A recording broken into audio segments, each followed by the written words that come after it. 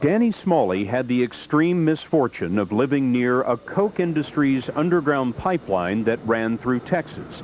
Smalley was home with his daughter Danielle and her friend Jason Stone.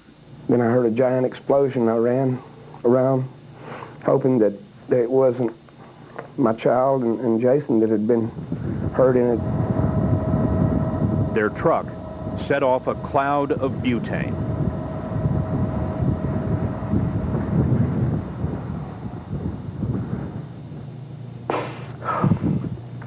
And she was gone. Yes. Koch Industries has a philosophy that profits are above everything else. And it's his family's business. If you're a treasure hunter, you might want to consider flying down to Madagascar. We just got back, and we can tell you that about half of all the sapphires in the world are buried there. The gems were discovered only 2 years ago, so the riches have barely been tapped. I've seen some sapphires that have been sold for millions of dollars come onto this place.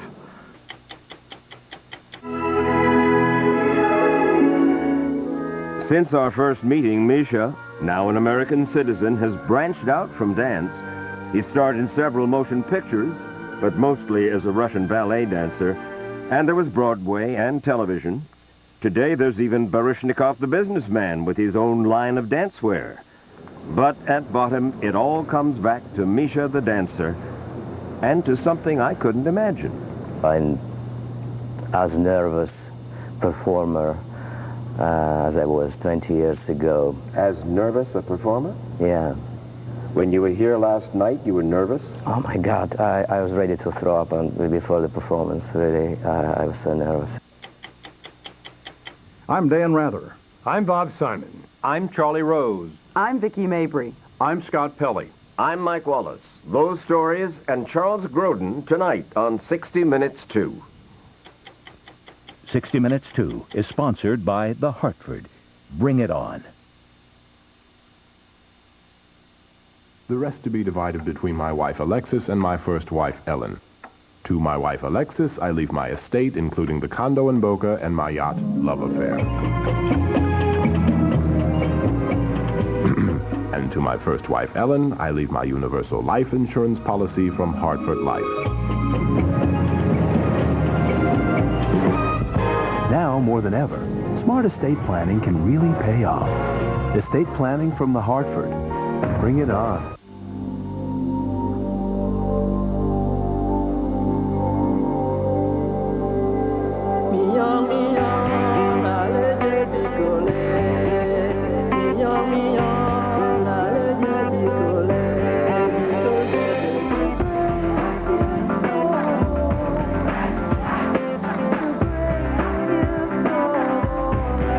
It's all inside. Share your many gifts. J.C. Penney. Enterprise? You rented our car from Enterprise? Yeah. Why Enterprise? Because they pick us up. Free. A free pickup? Wow. They ought to be #1. They are #1. Pick Enterprise. We'll pick you up. If you have high blood pressure, you know all these cold medicines warn you not to take them. So take their advice. Don't take them. Take decongestant-free Coricidin HBP. Powerful relief that won't raise your blood pressure.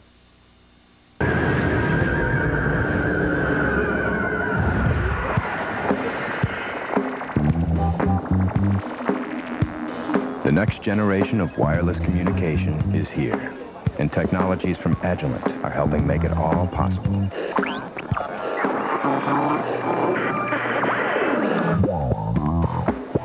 We've taken the fiction out of science fiction. Agilent Technologies, dreams made real. Michael Douglas, Gwyneth Paltrow, A Perfect Murder, network premiere, CBS Wednesday. This is the story of a blood feud, a battle between brothers. The Koch family of Wichita, Kansas is among the richest in the United States, worth billions of dollars.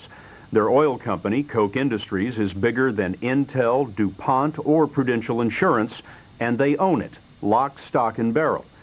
The trouble is, a former employee says the brother who controls the company grew rich through fraud and theft, stealing from the taxpayers of the United States. Unfortunately for Koch Industries, that disgruntled former employee is Bill Koch, one of the Koch brothers. Blood and oil has destroyed more than one American family. The question is Bill Koch a renegade out to ruin his brother, or does Koch Industries really operate the way he told us in our interview? It occurred to me, or it was obvious to me, that this was organized crime. Organized crime? Organized crime. And management driven from the top down. But it's your family company. It was my family company. I was out of it. But that's what appalled me so much. And I did not want my family, my legacy, my father's legacy, to be based upon organized crime. When Bill Koch's father, Fred Koch, died in 1967, he passed to his sons both the oil company he created and a bit of wisdom. Stand up for each other. They took the company, not the advice. Families invariably get into fight over money, and blood and money are a very explosive mixture. For the Koch family, the explosion came in 1980. Bill tried to take control of the company. He failed and was forced out by his older brother, Charles, Koch's chief executive officer. Koch Industries told us Bill has clearly decided to destroy what he cannot control. There is no doubt that Bill Koch is a man driven by obsessions. In 1992, with little experience in sailing, he simply decided to win America's Cup. He spent millions and did. He's used the same determination in suing his brothers for nearly 20 years. I'll tell you what I'm out to get. It's not to get Charles. He's got to get himself. And as the old saying is, you're not punished for your sins, but by your sins. You might think this is just another wealthy American family torn apart by greed and jealousy, but there's more. Bill Koch set out to prove that his father's company amassed enormous wealth through fraud. Koch says that his brother Charles made a fortune stealing oil, much of it from beneath Indian reservations and federal lands, places like national forests. Oil under federal lands belongs to the public. Koch Industries was the middleman, buying oil from the government at the well, then selling it to refineries. Bill Koch says that the company took more oil than it paid for by cheating on measurements. We asked Kendall Allen to show us how those measurements are made. Allen gauges oil in Louisiana and is not connected to Koch Industries. You see where the wet spot ends? Right. Right here at 19 foot 6 inches. Mm-hmm. The gauger measures the volume and the quality of the oil that his company is buying. That's good stuff there. He leaves his measurements behind on what's called a run ticket. It's an IOU to the well owner. What Koch was doing was taking all these measurements and then falsifying them on the run sheets. If the dipstick measured 5 feet 10 inches and 1/2 inch, they would write down 5 feet 9 and 1/2 inches. But you know, Mr. Koch, if it's a 1/4 inch there, a 1/2 inch there, just doesn't sound like very much.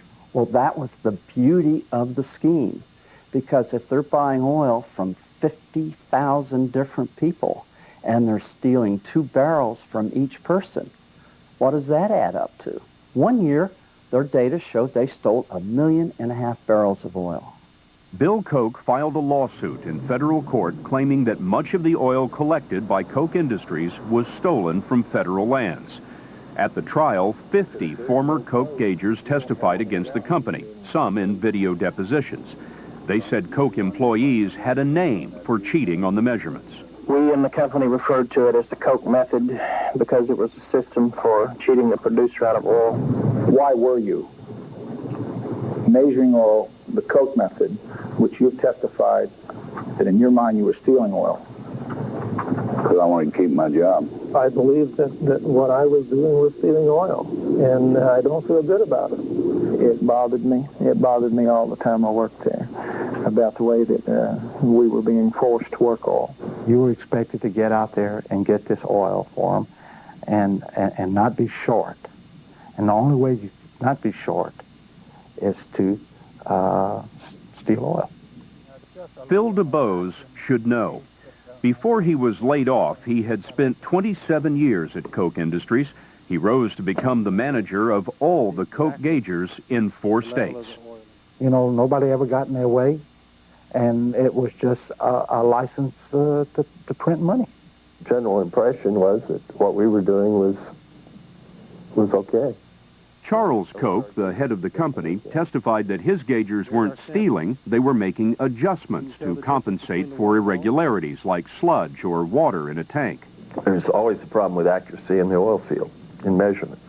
The company used the Koch method with virtually all of its customers, and in the 1980s alone, Koch records show those so-called adjustments brought the company 300 million gallons of oil it never paid for, all of it pure profit. You estimate the profits from what you believe is stolen oil runs to $230 million? Yes, minimum $230 million. We wanted to hear what Koch executives had to say about the oil theft. For well over a year, in a series of meetings, phone calls, and letters, we requested interviews, but the company has declined. One of the people Koch Industries urged us to talk to is Charles Tillman, chief of the Osage Indian tribe in Oklahoma, one of Koch's customers. Koch has been taking our oil and been fair about it. Until somebody proves different, then I'll stand upon their record and how they've operated here in the Osage. In a written statement, Koch blames its problems on Bill Koch, calling him a disgruntled family member who has waged a personal vendetta through lawsuits and the media against his brother's company. But last December, the jury found that Koch Industries did steal oil from the public and lied about its purchases 24,000 times. The oil theft conviction was a heavy blow, but the troubles of Koch Industries don't stop there. If the company was fattening its bottom line through theft, there is also evidence that Koch was pinching pennies on safety and environmental protection, cutting costs with disastrous results. They simply didn't think the law applied to them. EPA Administrator Carol Browner called a news conference this year to announce that she was hitting Koch Industries with the largest civil penalty in the history of the Federal Clean Water Act, a $30 million fine. She said Koch Industries spilled over 3 million gallons of crude oil in 6 states, including this spill in the Gulf of Mexico in 1994. These are spills. This is pollution that could have been and should have been prevented by Koch Industries through the proper operation and maintenance of their pipelines. Their pipelines make up the largest oil and gas network in the nation. The EPA complaint targeted more than 300 oil spills, some poisoning fisheries and drinking water. In a statement to us, Koch claims that it has spent $1 billion on environmental improvements and reduced leaks by 96%. The company urged us to look at its record at the Federal Office of Pipeline Safety. We did, and discovered that Koch's records at OPS look good. But we also found that OPS doesn't cover more than half of Koch's lines, including the lines that leaked. Former Koch manager Phil DeBose says the company's environmental problems start with its focus on the bottom line. To get the type of profit Koch wants, you have to cut your cost tremendously. They didn't care for any loss of human life, like I said. It was the buck that counted to them. Danny Smalley had the extreme misfortune of living near a Koch Industries underground pipeline that ran through Texas. In August 1996, Smalley was home with his daughter Danielle and her friend Jason Stone. Danielle was packing to leave for school the next day, the first person in her family to go to college. Her and Jason started smelling gas, and they were complaining to me that it was, making them nauseated. It was butane, pouring from a corroded Koch Industries high-pressure pipeline 200 yards from their home. Jason and Danielle set out in a pickup truck to find help. No sooner than I'd shut the door than I heard a giant explosion. I ran around, hoping that it wasn't my child and Jason that had been hurt in it, that maybe they made it through. And then I started running in the direction that they had been going, and there was a wall of flame and smoke. Their truck set off the butane.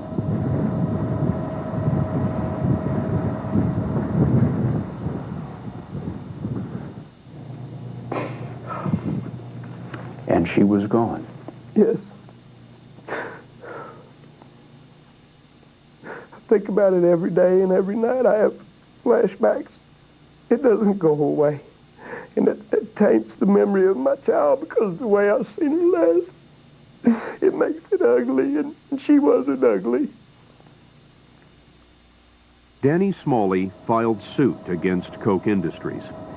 His attorney, Ted Lyon, says the investigation exposed a pattern of negligence and cover-up involving the pipeline known as Sterling 1. Describe for me the state of the Sterling 1 pipeline in August of '96. What are we talking about? Well, it was like Swiss cheese. All up and down the line, there were corrosion spots. Koch is required by law to ensure that its vast pipeline system is protected from corrosion two ways. The pipe must be wrapped in a protective coating, and once in the ground, an electrical current is applied all along the pipeline, a technique that inhibits corrosion. If you don't have the current and you don't have coating, you have a big problem. And that's what happened in this case. And the sad thing about it is they knew it. They knew it a year before the explosion. Koch employees are required to monitor the electrical current which flows from devices called rectifiers. This is the log Koch used to record the voltage on the line, including the rectifier closest to the Smalley home, known as M9.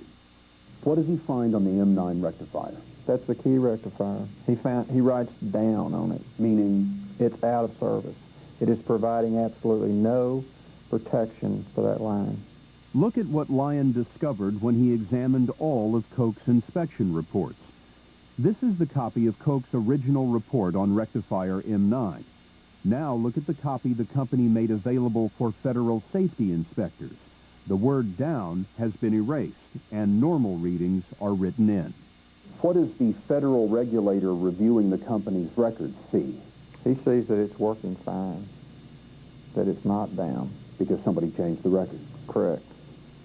Koch Industries says it changed the record when it fixed M9, but the evidence at the trial shows that the rectifier was, in fact, down and remained down for months. Federal investigators blamed the explosion on Koch's failure to adequately protect the line. Koch Industries told us that the fatal explosion is the only incident of its kind in the company's history. Still, last fall, the jury found Koch Industries guilty of negligence and malice. They admitted to me that if they had done things the way they should have, my child and Jason would still be alive. They admitted that to you? Yes. I said, we're sorry, Mr. Smalley, that your child lost her life and Jason lost his life. Sorry doesn't get it. No, they're not sorry. The only thing they looked at was the bottom dollar. How much money would they lose if they shut the pipeline down? They didn't care. All they wanted was the money. Koch Industries has a philosophy that profits are above everything else. If that is its philosophy, then the past year is costing Koch Industries a fortune. Danny Smalley won a judgment of more than $300 million. Add to that the oil theft case and state and federal fines, and Koch may be out more than $500 million. In this running feud, and I take it you don't quarrel with that term, in this running family feud, have you won now? No one's won in this except the lawyers. No one wins in a fight like this. Since we did that interview, Bill Koch now says that he wants to end his feud with brother Charles and Koch Industries. Both sides are negotiating with the Department of Justice to determine just how much the company must pay for stealing oil from government and Indian lands. But Koch Industries' troubles are not over. A federal grand jury recently hit the company with a 97-count criminal indictment for alleged environmental violations at one of its Texas oil refineries. If found guilty, the company could be fined as much as $500 million, and 4 high-ranking employees of Koch Industries are facing possible prison terms of 15 to 35 years.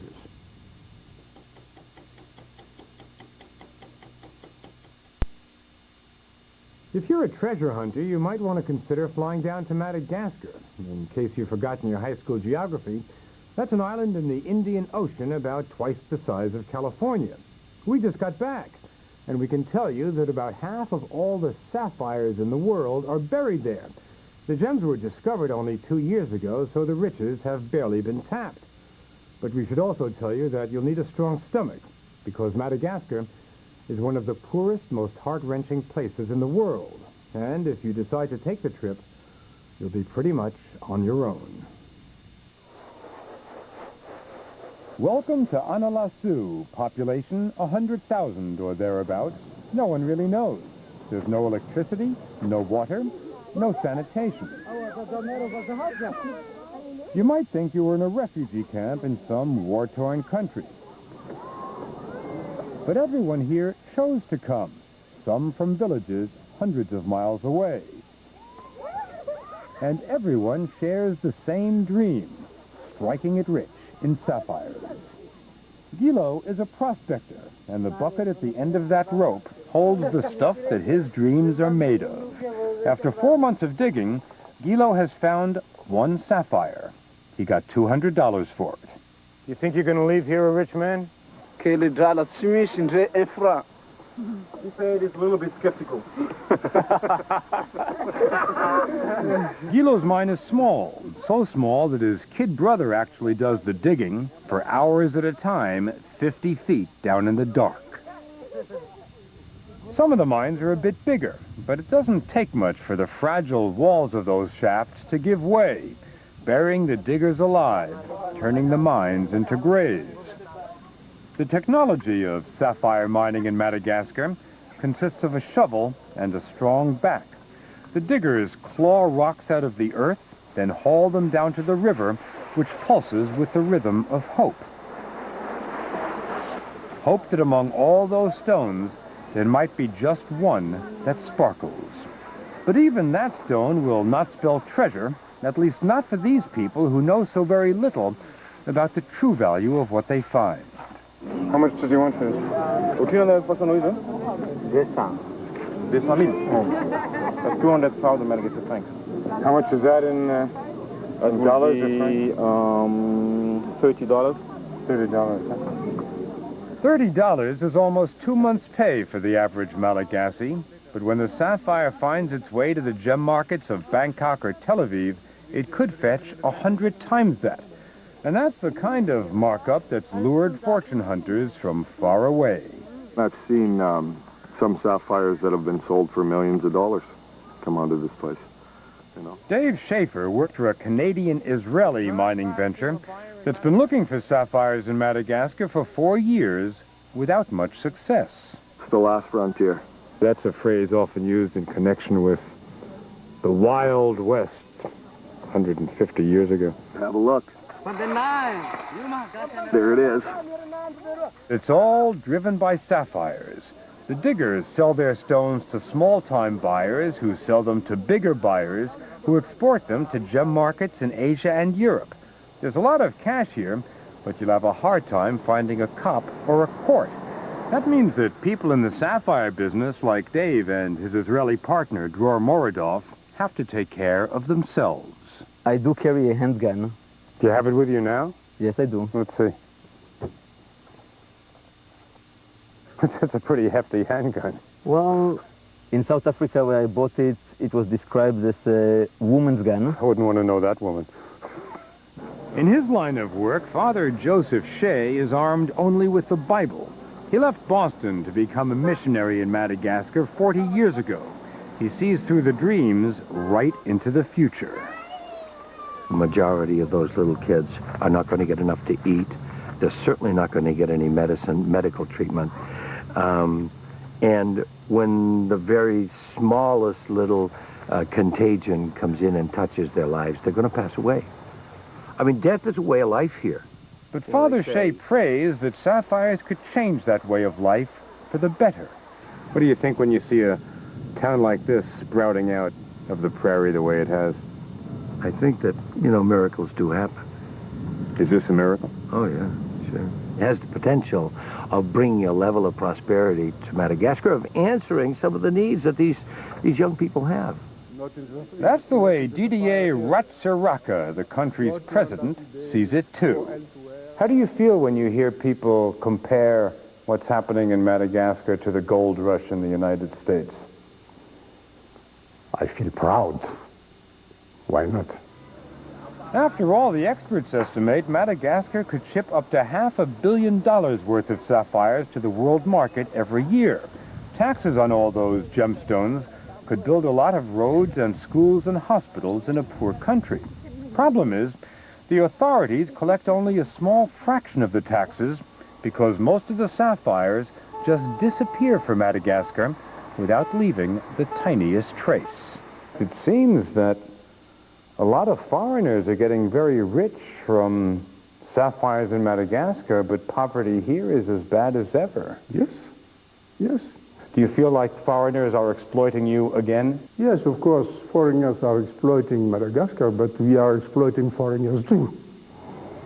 So everyone is exploiting, but no one is getting exploited, except, of course, the people of Madagascar. Gem dealers are paying big bribes to government officials, but a lot less than they'd have to pay in taxes. It's done very low-key, you know, a lot of backhanders, what I've perceived, you know. Backhanders? Yeah, money changing hands for different services, different help, you know. In Canada, a lot of that's perceived as heavily illegal, where here it's day-to-day business. Just about everyone we talked to, diplomats, journalists, businessmen, said corruption in Madagascar is pervasive. But President Ratsiraka insists it isn't all that bad. I don't think that any people in the government is involved. Maybe one or two. I've heard that your son is reported to have at least 16 perimeters, franchises in the mining area in the south. No. I give you the lie. My son has nothing to do with the sapphire. My family has nothing to do with that. We could, but we didn't. You think your political opponents are spreading evil rumors about you? Of course. The president says he's going to make sure gem dealers start paying taxes instead of bribes to get their stones out of the country. He's even sent a few soldiers down to the sapphire area with strict orders to round up the usual suspects. The government does care about at least keeping the windows arranged. This is window dressing is a lot of what they're doing, you know. After all, police haven't touched the really big dealers, shadowy figures you'd expect to find in Le Carré or Ludlam. Guys with names like Svetkov and Werner. Who are the big men? Honestly, I really don't know who the big men are. Come on. What about these guys who've become legends down here, Svetkov and Werner? Who are they? Well, from my dealings that I've only, met them once was Werner's a Swiss buyer, and he's in here buying gems. And Zedkov, he's been around for a long time in industry here. For days, we asked about these big men who export millions in sapphires every month, and were answered only with shrugs. Finally, we heard that Werner was on his way. We followed this truckload of heavily armed men to a remote dirt airstrip. They weren't happy to see us, particularly when this Cessna with a Swiss flag on the tail came in low, landed, and taxied to a stop. Next to the pilot sat Werner, carrying a bag full of cash to buy stones. Mr. Werner. Hi. CBS News.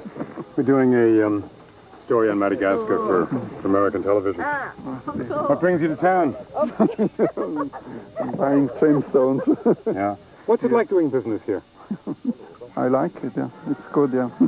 Yeah. I don't need to go back to Switzerland. I'm okay here also. Mm-hmm. Yeah. What do you think of the quality of the sapphires here? It will control the world market, no question. Really? Werner said he was simply a businessman who, due to circumstances beyond his control, needed a brace of bodyguards. And is it necessary to have security like this all the time? Is this a dangerous place to operate? Yeah, we're in the Wild West here. Did you ever have any problems yourself? Nearly. I just missed it. I didn't come the day they were expecting me. They put up an ambush, but I missed it because I didn't come. I changed my program. It was my birthday. Happy birthday. Werner wouldn't say much about his sapphire business. All he would say, and he may have been joking, was, "I am the big man." And Werner's name is known in the highest places. What do you know about Werner and what of your relation to him? I know a little bit about Werner. He has a Malagasy fiancée. He has his own plane. But a guy like Werner, is he operating completely legally here? So I think that from time to time he operates legally, and illegally I don't know. Because if I knew, he would be in jail. Werner does not appear to be worried about going to jail. On the contrary, he thinks the good times have just begun to roll for the big-timers with access to international markets. But the guys with the shovels and their wives and their children, right now the question isn't even whether they'll get a fair share of the wealth. It's how many will make it through the rainy season, which is starting just about now.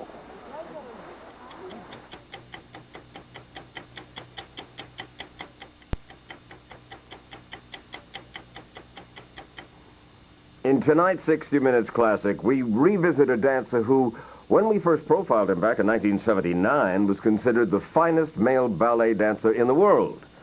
And in the 2 decades since, no one has taken that title away from him. The incomparable Misha. No need for a last name, but he is Mikhail Baryshnikov, the ballet dancer who took the United States and the world by storm back in the 70s and 80s. This weekend, Misha will receive one of the Kennedy Center honors.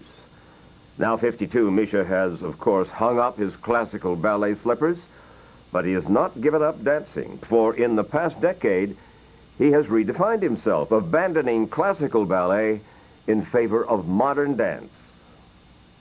I felt with the classical ballet, went through the wall, through the roof, through the floor. I've done it. You know, I had it all. You know, you were bored with it, and it's not just I was bored. I was fulfilled. I squeezed it every possible. You know. Been there, done that. Been there, done that. Yes. And so as Misha's ballet days came to a close, he co-founded something called the White Oak Dance Project, a modern dance troupe. A troupe currently on a 9-city tour, packing houses and surprising critics. In the middle of that tour, I sat down once again with Misha, and I showed him some of our original interview. We'll talk more about your defection from ballet to modern dance in a moment, but first, let's go back to 1979, Misha, and see what we did together back then. Misha, the classical ballet star. You have written, as a teenager, I knew that whatever I was to become, I wanted to become very good at it. Yeah. Why that drive? Ego. Where did it come from? Do you have any idea? Think out in the street somewhere. I don't know. They were the streets of Riga in Latvia, where he grew up. His mother died when he was only 13. His father was an army man who still lives in Riga. I start to dance in the school, you know, like Russian dance, and in the boots and pretty girls around, you know, and it is not really, I didn't have never a feeling like somebody will call me, oh, you're sissy, you know. We did some little solos, and I said, oh, I did it better than this one, you know. You're a competitor. It was the end. It was the end.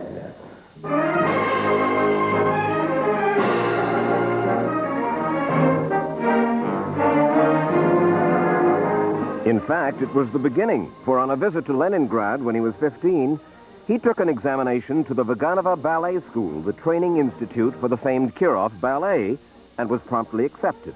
And by the time he was 21, he was that distinguished company's leading male dancer. When he was 26, in June of 1974, Baryshnikov was on tour in Toronto with the Kirov Company. After a performance, while the Russian dancers were boarding a bus to go back to their hotel, he ran instead to a waiting car to defect. Was it difficult? It was. To leave family, to leave... It was. And you can't go back? I can't. Will you become an American citizen? Yes, for sure. It is my home. Fred Astaire, I understand, is a kind of hero of yours? Oh, he's genius. Really? Absolutely. Because he combines the acting with the dancing? Or? No, he's just a classical dancer. I never saw in my life such a coordination and this elegancy and hazard, you know, the energy which and the guts for this energy, and same time very cool attitude to his dance. It's wonderful. Is there anyone else you feel that way about? Not like that. Nobody. Get excitement from smoking? Yes. And a little yes. drinking? A little drink, too. And a little nightlife? A little nightlife, too. Are you getting tired of the discipline that you must impose upon yourself? Absolutely. Schmuck. Absolutely. The fact is, the man, Baryshnikov, knows that in less than 5 years, by the time he's 35, his stunning dance career is bound to diminish. He told us that a dancer's body has grown tired, brittle by that time. Are you serious? You would give up your dancing? And if it will be really time for me, you know, to stop, because I should stop soon. It sounds like dancing is not the only thing in your life by any means. Dancing is my job, and absolutely, it's my job, and it is... It is not an all-encompassing... No, first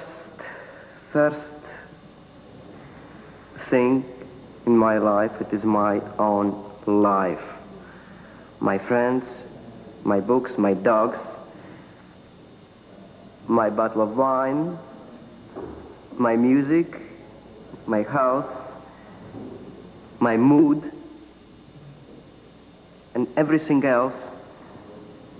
It is what's next. It is my ballet, and it is my job. It's my bread and butter. It is my energy, and if you want, it's my talent. Still so? Your job? Oh, more than that. It's your life. It's my life. I noticed while we were watching the film, I looked over at you every now and then, and your eyes, you didn't want to watch. I can watch the interview, the dance, it's always automatically a kind of... I rarely see the footage from the past. It's always a thought. It shouldn't have been done like that. I shouldn't have danced like that. It's like certain critical... Really? I'm a bit... Smoking still? No. A good cigar, yes. On a golf course. And drinking? A bottle of wine? A bottle of wine's fine. No, I'm not like I used to, no. Nightlife? No, you're kidding. Nightlife. All of that is in the past. Oh, of course. But some things from the past remain. Misha told me his feelings about another legendary dancer. Fred Astaire? Still a hero? Of course. More than that. Actually, after this, your program, a couple of weeks later, I received a sweet letter from him saying that thank you so much for most prayerful words about my work.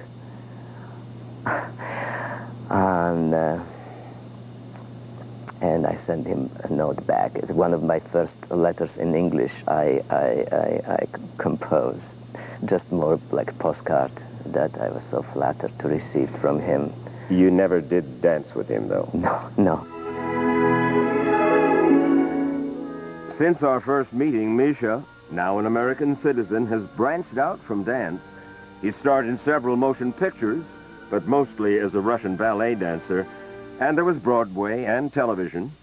Today, there's even Baryshnikov the businessman with his own line of dancewear. But at bottom, it all comes back to Misha the dancer and to something I couldn't imagine. I'm as nervous performer as I was 20 years ago. As nervous a performer? Yeah. When you were here last night, you were nervous? Oh my God, I was ready to throw up before the performance, really. I was so nervous. It's every time I go on stage, Why nervous? My stomach turns upside down. I don't know. And I tried everything, and it's still the last few minutes before the performance, it drives me nuts. I wonder what that's all about. Because you seem to have such a good time on stage. But then when I'm on stage, I'm fine.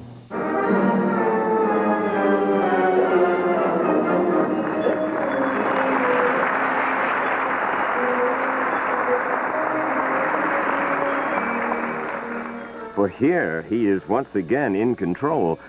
Except these days, his partner is a chair, not a ballerina. His current program, with his White Oak dance troupe, now on a 9-city tour labeled avant-garde, minimalist, intellectual, is not all calculated to be a crowd pleaser, for Misha is no longer defying gravity. Instead, in this silent solo called Flat, he simply walks round and round the stage, slowly undressing. Now, I was in the audience last night, watching, had not seen Flat before. And so I'm trying to figure out, while you're dancing, and then I say, oh, I'm not sure that I understand why this is going on. And then I see you try to peer over a windowsill? It's open for interpretation. That's why, it's a series of images that audience can interpret personally, Do you find this a lot more fulfilling than classical ballet? It's more challenging, of course. Challenging as well, Misha told me, is the struggle he's going through trying to balance his love for dance, his job, with the insufficient time he gets to spend with his family. He has 4 children back in New York. Good kids. Wonderful. Are they aware of the fact that their father, Mikhail Baryshnikov, is one of the great dancers of this century? No. I mean, first of all, this is exaggeration too. But, they come home sometimes, the little one says, well, my girlfriend in my class asked for your autograph. I don't know what the thing she's speaking about, She wants, because you dance Nutcracker or something, Said, yes, As I sit here, and mind you, it is 20 years later, so I suppose that's natural. But the Baryshnikov, the Misha that I see here, is not as joyous a man, a much more serious man, I sure hope so. Listen, I'm 52 years old man. The life... You're a boy. A life it's a second part of my life. I mean, there's certain how to wrap it, what's next. What is next? I really don't know. I have to get down to single digits in my golf game. I don't know. Sometimes I feel I just opening door to something new, and life is just begins. And the next couple of years will be the most interesting in my life as a dancer.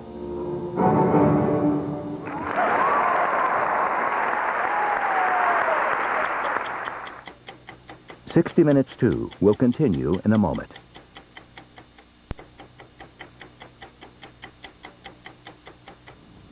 While lots of people have been wondering about the next president, Charles Grodin's been watching the one we already have. The only person who has seemed to enjoy our whole election mess is Bill Clinton. The American people have now spoken, but it's going to take a little while to determine exactly what they said. It looked like he was so happy that for the first time in years, the jokes weren't on him. Nobody has said anything about Bill and Monica for weeks. Not only that, but he was recently greeted like a beloved figure in Vietnam. Over there, they like that he avoided fighting in the war. Also, Hillary won big in New York. It's true she seemed to ignore him at her victory appearance, but she went with him to Vietnam, so how bad a marriage can it be? A president who served for 8 years in a thriving economy with no major wars, with not one recount, contest, or protest is going to look good these days. Of course, there were so many days we wondered if he could stay in the office. So we've gone from can he stay in the office to who can get into the office. That's some office, that office. I'm Dan Rather. We'll be back next week with another edition of 60 Minutes 2. Now, here's what's coming up Thursday on 48 Hours.